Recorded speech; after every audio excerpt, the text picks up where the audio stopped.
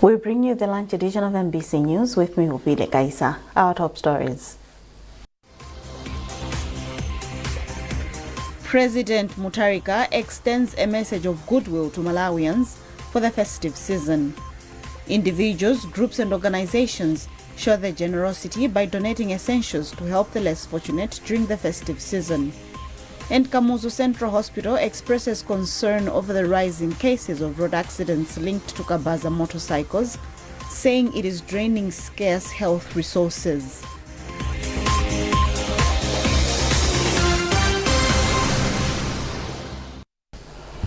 And now the news in detail. President Professor Arthur Peter Mutharika has extended a message of goodwill to Malawians for the festive season, further describing the year 2025 as the year of rescuing the nation. Professor Mutharika says since he assumed office in October this year, he has devoted his focus and energy on addressing the challenges facing the country, which include the 4 Fs, shortage of food, fuel, forex and fertilizers. He has since called on the nation to uphold peace throughout the festivities and to welcome the new year with renewed dedication to hard work and patriotism. Vice President Dr. Jane Ansah has commended Nkhani Mission Hospital for its continued efforts in reducing maternal deaths and providing quality healthcare services to the public. Dr. Ansah said although maternal deaths at the facility have increased from 1 last year to 8 this year, largely due to teenage pregnancies, the hospital is still doing commendable work under challenging circumstances. The Vice President made the remarks after touring the maternity ward and donating Christmas hampers to expectant mothers and women who delivered babies on Christmas Day. Austin Fukula reports.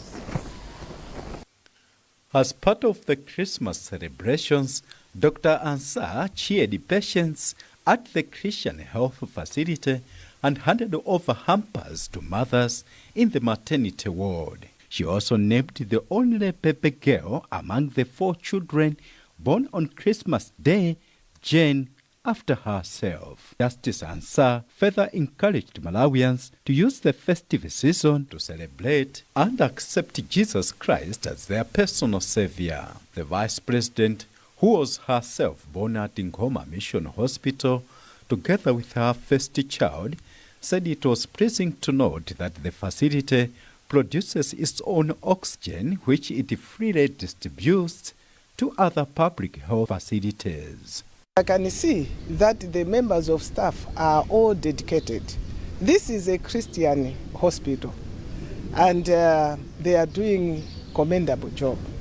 I went to the neonatal ward where there are premature children and even with very little weight, and the care and the facilities that are there, they are not far from what I saw in the neonatal clinic in London and Derby Hospital. So, Nkhani Hospital is doing very well. Meanwhile, Head of Clinical Services at Nkhani Mission Hospital, Dr. Vincent Moyo, said the hospital is facing serious staff shortages which affects service delivery. Dr. Moyo also disclosed that the erratic power supply remains a major challenge, adding that the facility requires an independent power source to ensure uninterrupted health services. Currently, at this hospital, maybe I would say the people who are working here, 50% are paid by government, 50% are paid by the hospital. So it's not easy for the hospital to pay its own staff because it has to get finances from the user fees or well-wishers, which is not always the case. So this is one of the major challenges, and also the supply chain of resources to use is another big challenge. Even when you have some funds, sometimes you don't get the products that we want to get on the market. Nkhani Mission Hospital, located in Lilongwe district, was established over 100 years ago and serves close to 100,000 people within its catchment areas of Lilongwe and in other districts. According to Dr. Moyo, the number of beneficiaries rises to about 400,000 people beyond the hospital's official catchment area. Austin Fukula, MBC News, Lilongwe. Minister of Gender Equality, Community Development and Social Welfare Mary Navicha has appealed to Malawians to show love, unity and compassion by supporting the needy and persons with disabilities during the festive season. Navisha made the remarks during special prayers organized by Glorious Light International Church, where the church also distributed food items to persons with disabilities. Details in this report by Mike Kalumbi. Speaking during the prayers, Minister Navisha said the Christmas and the New Year festive season provides an opportunity for the people to demonstrate love and unity by sharing food and other essential items with the less privileged. She appealed to individuals, faith-based organizations and churches across the country to actively participate in supporting vulnerable groups during this period. The Christ we are celebrating today is love. He teaches us to love one another. And what Bishop Simama and the entire church has done is a true reflection of love. We really need to love one another, and we should invest in those that are less privileged, disabilities, and so many challenges. So what we've seen here is so touching, and I'm so excited.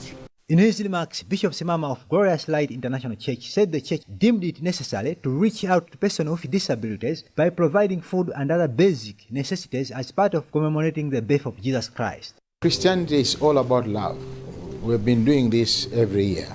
And to us, we've been taught by our spiritual father, Prophet T.B. Joshua, that you cannot say you love God if you don't love people of God. So we're just expressing what is our responsibility to do as children of God. Being a child of God is all about love. And being someone who has God, you express love in action.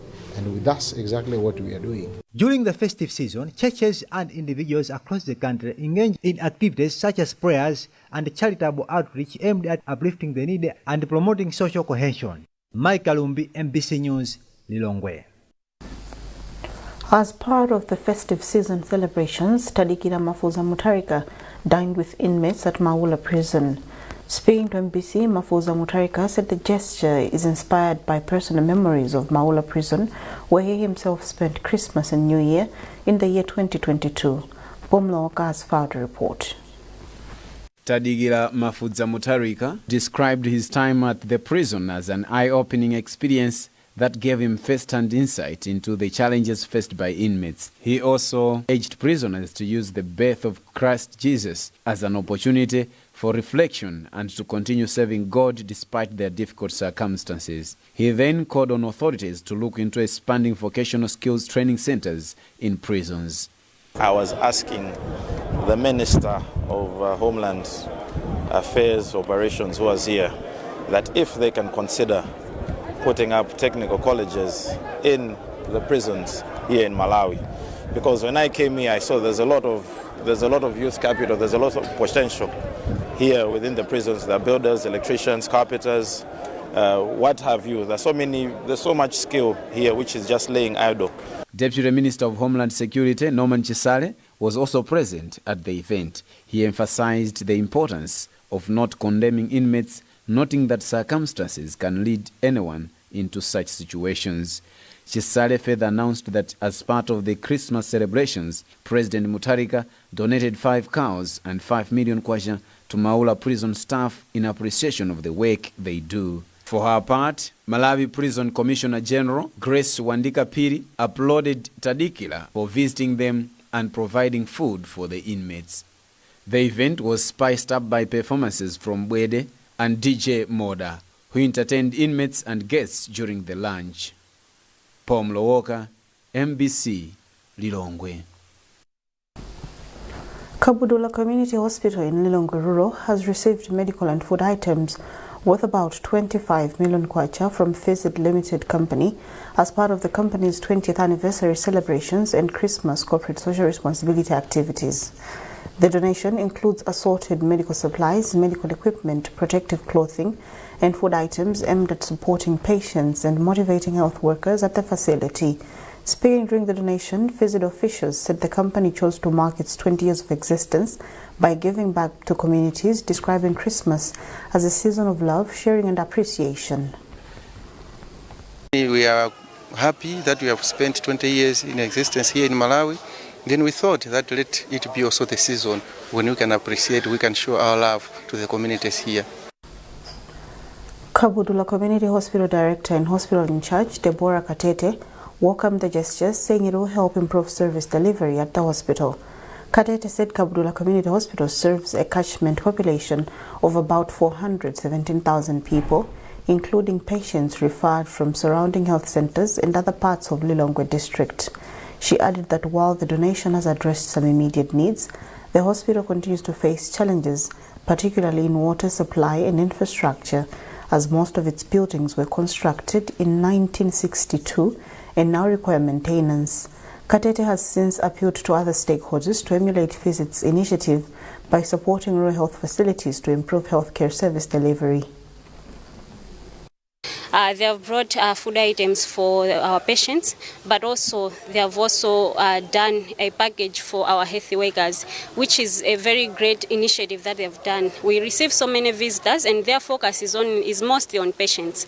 But Visit has chosen to cover all patients as well as health workers for the work that they do every day, and it's just an appreciation. So, as the hospital in charge, I'm very happy and very thankful to Visit for doing this initiative. They are celebrating their 20 years of service, but they have chosen that they should celebrate with us, and with this Christmas season, it's also a plus for us. We are celebrating together, so it's very good and we're very excited. For the items that they have brought, there is medical devices like stethoscopes, even lab coats, safety boots. So it's also good because they have also considered health workers among other things that they have brought. So they have assisted the hospital, the health workers, and even patients. So they have covered all dimensions of the hospital. The Catholic Church under the Mzuzu Diocese says it will continue coming up with initiatives aimed at protecting the lives of the elderly in the country to enable them lead significant lives. St. Bernadette Parish Priest Father Tony Mfune was speaking during the elderly Christmas lunch organized by the community of St. Egidio. Details in this report. Speaking during the elderly Christmas lunch organized by the community of St. Egidio, Father Tony Mfune of St. Bernadette Parish under the Mzuzu Diocese of the Roman Catholic Church called upon various stakeholders to join hands in fighting against abuses targeting the elderly in the country. Father Mfune then called upon various stakeholders to champion laws and regulations that would help to cushion the elderly from the economic hardships. It was part of the celebration, but also to strengthen them, to tell them that they're part of the community and they're very important because they're the ones who have institutional memory of different institutions in this country. Chairperson of the organizing committee, Peter Mumba, challenged the youth to desist from any act of violence towards the elderly, which has been on the increase in the recent years. We need to change, and we needed to change. We need to have hard laws, good laws to protect these elderly. Unfortunately, we haven't seen such laws. Yes, they're in the book, but they executed very little. The chiefs sometimes they're doing very little. I think we as Malawians are doing very little to protect these elderly people. So we have a very big assignment. Muzu City Southeast parliamentarian William Kaweche called on fellow parliamentarians to prioritize the elderly in their programming. A CDF is only indicating Women's Empowerment Fund and Youth Empowerment Fund. And again, we'll look into that so that these elders can also have at least a package of this fund so that we can be helping them in different ways. One of the elders, Doni Muhango of Mchengautua in the city, expressed fear over the growing acts of violence targeting the elderly in the country, further calling for more action against the vice. Grant Muhango, MBC News, Mzuzu. You're watching MBC News. A reminder of our top stories. President Mutharika extends a message of goodwill to Malawians for the festive season. Individuals, groups and organizations show their generosity by donating essentials to help the less fortunate during the festive season. And Kamuzu Central Hospital expresses concern over the rising cases of road accidents linked to Kabaza motorcycles, saying it is draining scarce health resources.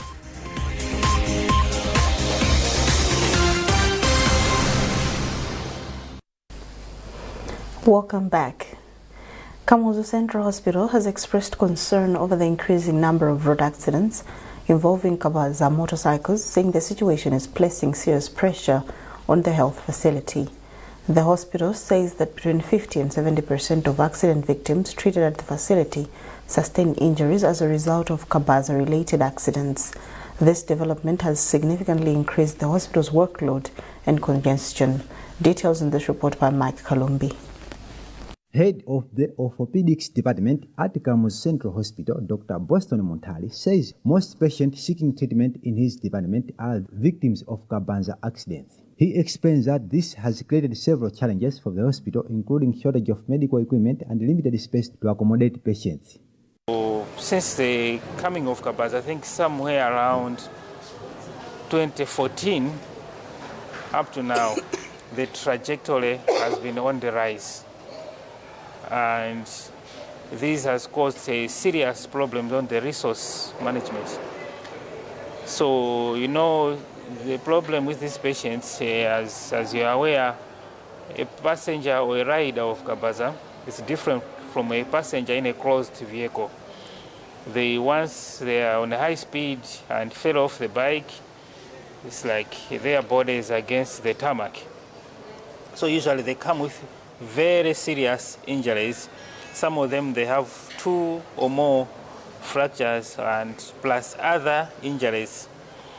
So to treat these injuries, if you cost them, the problem with most Malawi hospitals, they don't cost, but if you cost the treatment per injury, I can tell you that the treatment may cost 3 million, maybe per fracture or more. So it means we are spending lots of money on treating the Kabaza, and the wards are usually full. Responding to the concerns, Director of Road Traffic Services, Christopher Madalitso Kuyela, says government is aware of the problem and has put in place several measures. These include reaching out to Kabanza operators with road safety awareness messages and reducing the cost of motorcycle riding lessons to encourage proper training. As government, there is a lot that we are doing. I can tell you that as of now, we requested them to form an association, and that is Makokasa. Now they have got what we call a system where we know where to get them. So with our mobile matis, we are able to reach all these Kabaza operators wherever they are. We go to their localities, to the villages, everywhere in Kota, in Salima with our mobile matis, so that they can get registered and get driver's licenses closer home. Moses Michael Malabu, president of the Malawi Coalition for Kabanza Stakeholders Association Makokasa, says the organization is implementing measures such as ensuring that all riders wear helmets and strictly adhere to road traffic rules. As Makokasa, we have instituted a number of chairpersons who are doing self-regulations. And if you can go at the long roundabout, you see people wearing reflectors. Those are chairs from different ranks from those. And those are under Makokasa. And what we are doing at the roundabout there, we are going to extend it to the whole nation. And we are going to make sure that each and every roundabout across the country, there's Kabaza people there regulating each other. Because we have seen that whenever the police come in and start regulating, there's a lot of chaos, a lot of cries across the country. So we don't want such a particular scenario to happen. And as Kabaza family, we know each other, how to speak. We know how to what kind of language we normally used to speak. So we are working hand in hand with the Road Traffic Directorate and other stakeholders, including the police. Kabanza motorcycles remain one of the most widely used means of transport in Malawi due to their affordability. However, despite these advantages, accidents involving Kabanza motorcycles continue to rise at an alarming rate, raising serious concerns among stakeholders. Mike Kalumbi, MBC News, Lilongwe. At a time when Malawi is making a remarkable progress in the fight against HIV/AIDS, an embassy investigation has uncovered how unscrupulous traders are using private WhatsApp forums to market a so-called herbal cure for HIV and AIDS, posing a serious threat to Malawi's fight against the disease. Alufisha Fisher and Alinafe Mlamba have compiled this report, which is being read by Amin Musa. At first, it looks like hope. A WhatsApp notification flashes on the screen. An update on one of the WhatsApp forums. You either joined willingly or added. The name is comforting, almost reassuring. Healing Path, Urban Remedy, Total Cure Testimonies. Inside the group, dozens of messages scroll endlessly. Photos of herbs claiming victory over HIV. For more than 800 Malawians, these WhatsApp groups have been a digital lifeline, and health authorities warn a deadly trap. The operation is simple but effective. Members are flooded with persuasive messages promising healing, renewed strength, and most dangerously, freedom from lifelong antiretroviral ARV medication. The herbal do work. We sell it at 450,000 per dose. The dosage covers 90 days. After that, the person is completely healed. So far, 10 people have bought our herbals, and they have reported to us that they have seen healing. They were on ARVs, but now we have advised them to stop taking ARVs since they are completely healed of HIV. No medical records were provided, no proof was offered, yet the certainty in his voice was striking. This is the business that operates about 10 WhatsApp groups, each carefully managed, with a combined membership exceeding 800 people. When asked about accreditation, the seller admitted the herbal product is not registered with any regulatory authority. But when asked about side effects, the response was casual. According to him, no one has complained. But according to the health experts, such claims are not just misleading, they are dangerous, as there is no cure for HIV. HIV Prevention and Management Officer at National AIDS Commission NAC, Betha Sato, has warned Malawians against claims of chemical or herbal HIV cures circulating online. Chemical or herbal that can cure HIV. This is NAC's stand. So what we are doing, or what we are telling Malawians, is that the only drug that can manage HIV at the moment are the ARVs and nothing else. The Pharmacy and Medicines Regulatory Authority, PMRA, has described the operation as criminal. Director General Mphatso Kawaye said selling unregistered medicines and spreading false HIV cure claims violates the HIV and AIDS Prevention and Management Act of 2018. Under the law, anyone who publishes or spreads misleading, false or inaccurate information about HIV risks a fine of up to 5 million kwacha. Kawaye said PMRA will work closely with NAC to track down those behind the scam. Lawrence Konyongwa, Executive Director of the Malawi Network of People Living with HIV, Manage Plus, says WhatsApp has become a powerful tool for exploitation. He warns that many victims abandon treatment quietly. The 2025 National HIV/AIDS data shows that about 1 million people are living with HIV in the country, of which 90% of these are on antiretroviral therapy, ARVs. The National Registration Bureau, NRB, says government has approved the extension of validity for expired national identity cards to 1 January 2027. In a statement signed by NRB Principal Secretary Patrick Machika, the Bureau says all expired national ID cards will remain valid for all official and transactional purposes in Malawi during the extended period. The NRB says the decision will allow adequate time to complete the renewal, printing and distribution of about 2 million expired ID cards nationwide, while ensuring uninterrupted access to essential services. The Bureau has directed all ministries, departments and agencies, as well as private institutions, to continue accepting expired national ID cards as valid identification until the deadline. The commercial hub in Blantyre has started regaining her beauty. This comes following the relocation of vendors who were plying their businesses in undesignated places. Charles Pencil reports. Wearing a new face. Since last month, Limbe, a town located in the southern part of Malawi, is fast regaining her beauty. Vendors who had been plying their business in undesignated places are now being returned to their authorized spaces. In the past, people patronizing the business hub avoided going to Limbe, fearing of being robbed. The loitering of the vendors is now fast disappearing, making the CBD much more conducive for business. Now people are able to move freely and business is happening orderly. The development has excited residents, including a member of the Asian community, Fadik Siddiqui, who operates a business in the township. In this instance, we also found that cleaning up of Limbe was very important as part of the community, because the main important aspect of this cleaning initiative was to protect public health. When you come to poor waste management, it leads to a lot of diseases. On a daily basis, Limbe registers many crimes, including accidents. According to the police, the development will assist in reducing crimes as well as accidents, at the same time creating a conducive environment to traffic. Sam Kajole is Deputy Public Relations Officer for Limbe Police Station. This will also help us to ease security in Limbe, when vendors are doing their businesses along the road, it brings unnecessary congestions along the road. So to avoid some accidents and other happenings like thefts that happen due to congestion in the town, I think the mayor is helping us to ease that security. The relocation is being championed by Mayor for Blantyre City, Isaac Jomo Osman. Immediately after he was voted mayor of the city, Jomo Osman has been moving around the CBD to stop vendors from loitering around and improve trading in the area. You need to become a leader, you need to have your own vision. So my vision is to see Blantyre clean. My vision is to see people walking freely in the streets of Blantyre.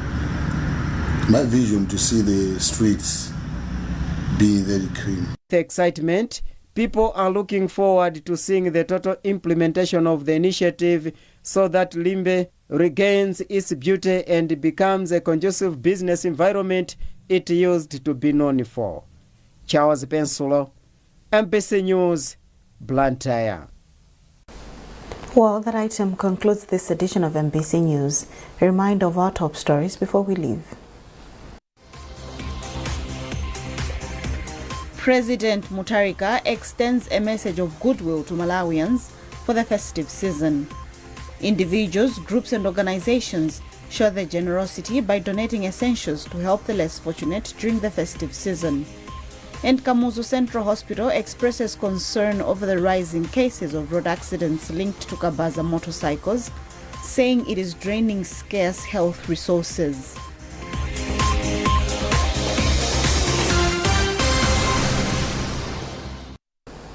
Visit our digital platforms by scanning the QR code at the top right corner of your TV screen, or get the latest news by subscribing to SMS services by dialing *364#. You are with me, Obile Kaisa. Thanks for watching. Good afternoon.